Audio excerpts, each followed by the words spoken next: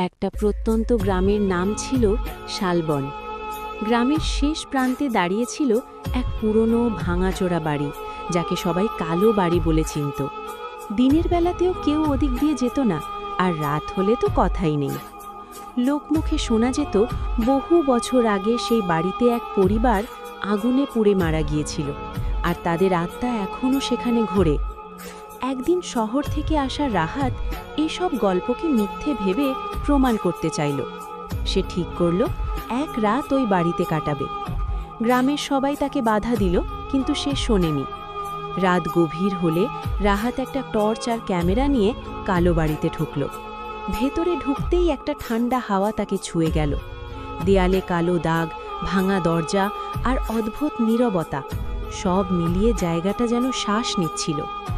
হঠাৎ ওপরের তলা থেকে ঠক ঠক শব্দ এলো। রাহাত ধীরে ধীরে সিঁড়ি বেয়ে উঠতে লাগল। প্রতিটা ধাপে তার বুক ধড়ফড় করছিল। ওপরে গিয়ে সে দেখল একটা ঘরের দরজা আধ খোলা। দরজাটা ঠেলে খোলার সাথে সাথে তার টর্চ নিভে গেল। অন্ধকারের মধ্যে সে শুনতে পেল কেউ যেন ফিসফিস করে বলছে, তুই পরের পর দেখতে চাইলে আমাদের চ্যানেলটি সাবস্ক্রাইব করে পাশে থাকা বেল আইকনটি বাজিয়ে দিন।